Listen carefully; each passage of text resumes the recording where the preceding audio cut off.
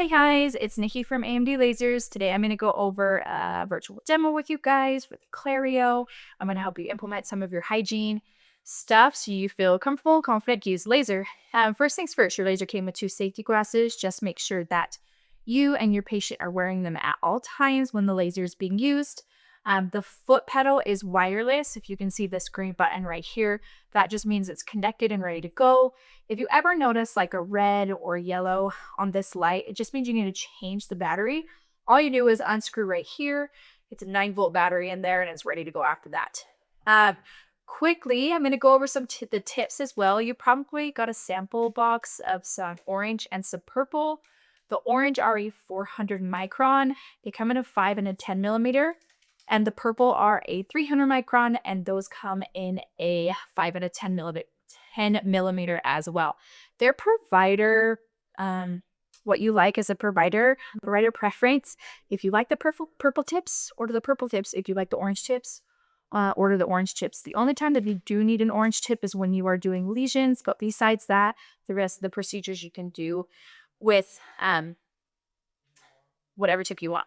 Quickly, we're going to go over settings. Stuff is already preset on here, making it very easy for the hygienist to work with. Gingivitis is going to be for gingivitis. This is like where your laser bacterial reduction, this is the setting for it. The next setting you're going to see is a perio. This is going to be for like your 4 to 5 millimeters. Then you have your perio plus. That's going to be your 5+ millimeters. Then you have your tissue. This is where you're going to be doing all your lesions. And then you also have a debridement where you have no timer in here. So if you do need some longer time in some of those pockets, this is a good setting to use. So first, I'm going to go over laser bacterial reduction. This is going to be in your gingivitis setting. What laser bacterial reduction does is it just reduces bacteria, kind of like it says. It's going to take the bacteria count down from billions to hundreds without chemicals. Kind of like, think about it, your pre-procedural rinse. So you can do it before your prophies, you can do it before your peri and maintenance, you can do it before your SRPs.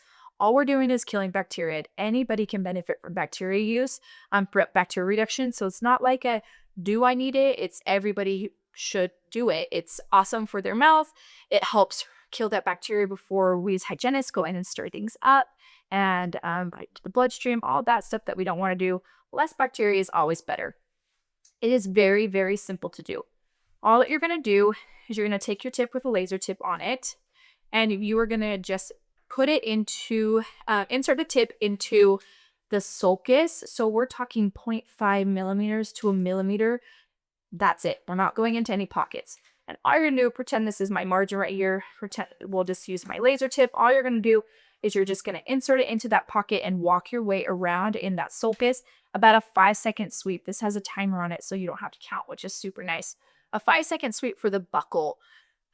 So about 10 seconds per tooth. I just follow the way that I probe. So if I start at the distal 2, I do a sweep for 5 seconds to the mesial of 2 and the distal 3 and so on and so forth. Drop down to the lingual when I get to 14 or to 15 or 16. Drop down to the lingual and then to continue on to the mandibular arch.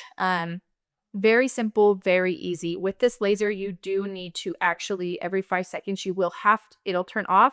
So you do have to lift your foot up and put your foot back down.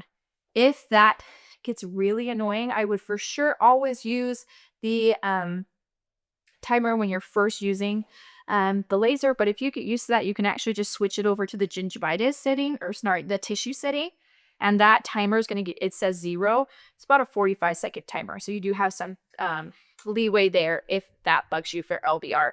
You're going to use an uninitiated tip, so we're just using laser energy. The next thing I want to teach you guys about is lesions. Lesions are very simple and very easy. You can do herpetic lesions. You can do aphthous ulcers. What it's going to do is it's going to inhibit photobiofodulation. So a change in the cells using light energy. And it's going to take that lesion, and it's going to, when we use the laser, and it is going to take the patient out of pain. It's going to speed up the healing process, and it's going to kill that virus if it's herpetic, so it can't come back in that area ever again. Lesions are best treated within the first 48 hours. So make sure you get those patients in there as soon as they feel a tinkle.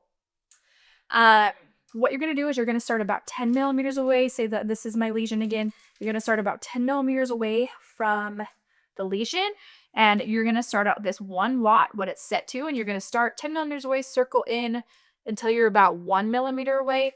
And then you're going to ask the patient, hey, can you feel anything? If they can't, just turn the laser up by a 0.1, or if they can, if it's too hot and they feel heat, just turn it down.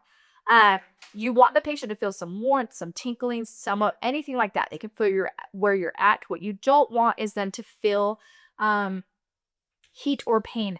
So start out what the preset is, and then that's why we start 10 millimeters away. You start getting cells working together. Count to like 10 seconds. Ask the patient, can you feel anything? If they say no, turn the laser up. If they say yes, turn the laser down. And then after you do up or down, you're going to start 10 millimeters away again, circle in, and repeat that until the patient feels some type of stimulation. That's your wattage for the entire time. Then what you're going to do, this has a 45-second timer on it, is you're going to stimulate lesion for a full 45 seconds. Working around, you can go around the border, you can go in the middle, you can do figure eights, back and forth. Just make sure you're stimulating that lesion.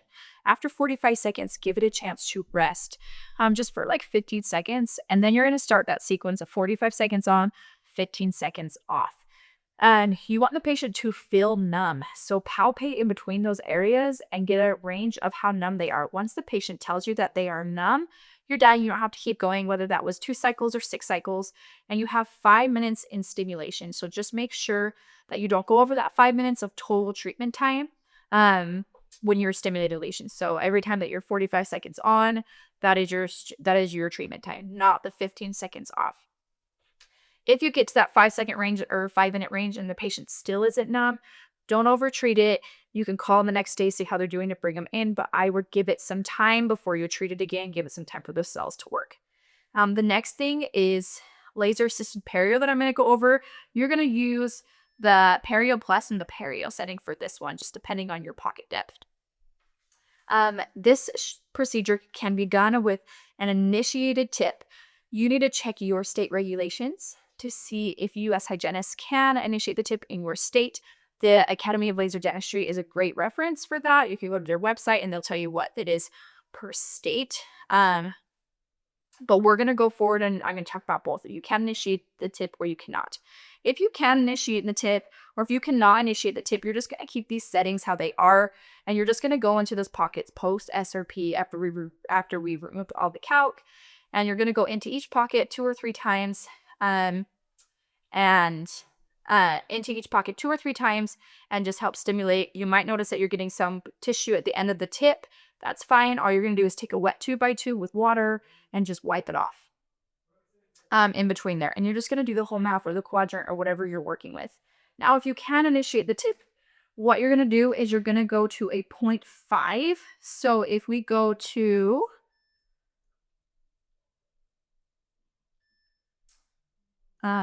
sorry.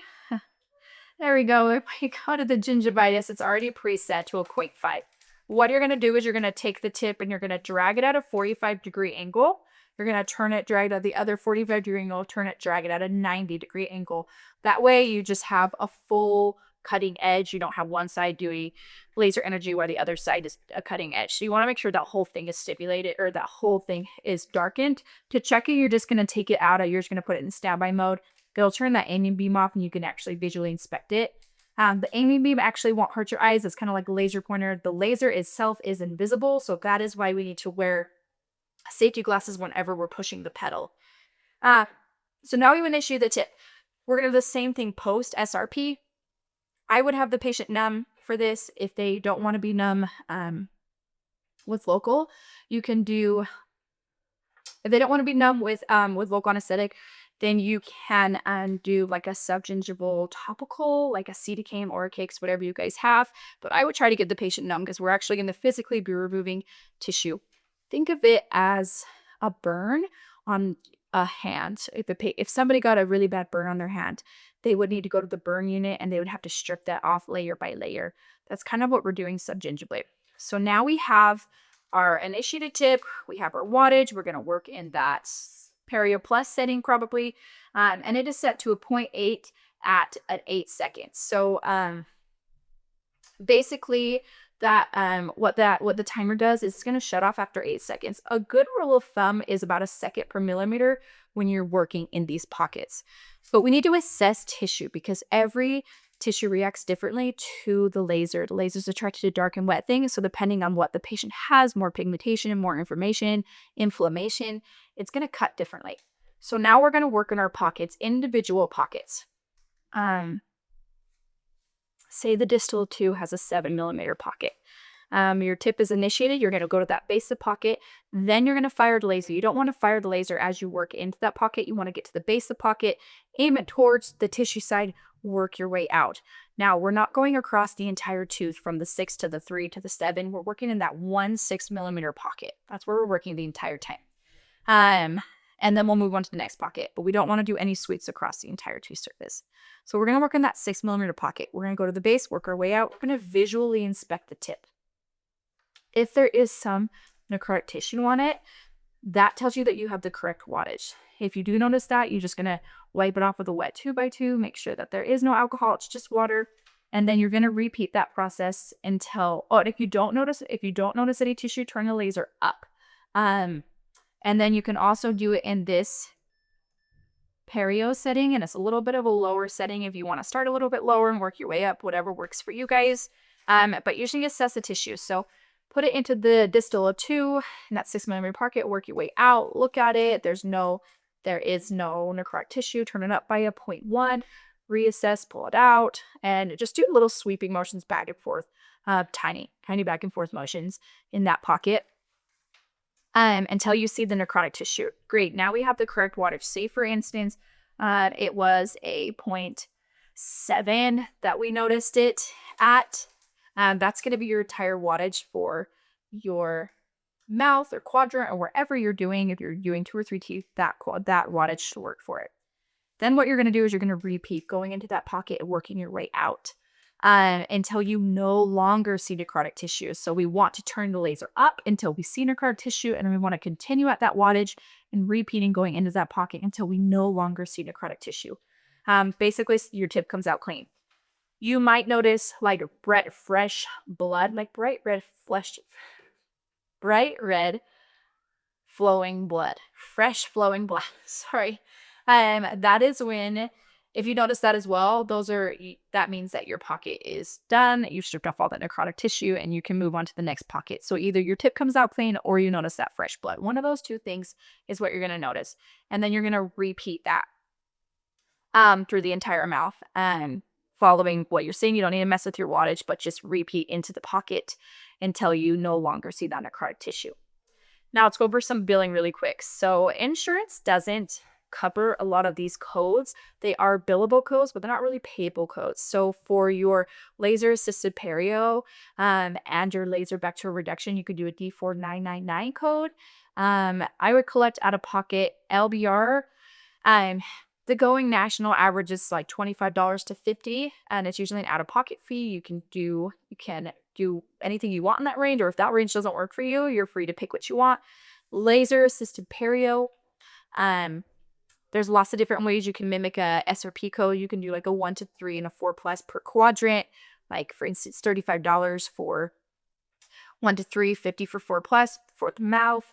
You can do a whole mouth fee. You can do whatever works for you guys. I've heard of offices doing a one lump sum fee of like $250 for the entire year for everything laser. So if they do need SRPs, or they do have lesions, or they do have any of that, then it's all covered. So it's up to you guys and how you want to do it.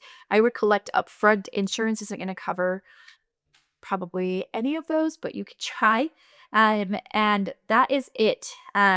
Please reach out if you guys have any questions.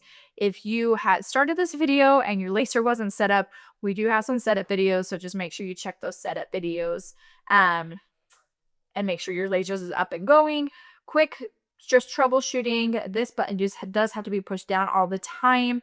In the back, you do have a power cord and a key and an on-off switch. If those are all on and ready to go, your laser should be working. If you have any questions, please reach out to support, reach out to your customer care rep, and we'll get them answered. And thank you guys so much for joining me, and we'll talk to you soon. Bye-bye.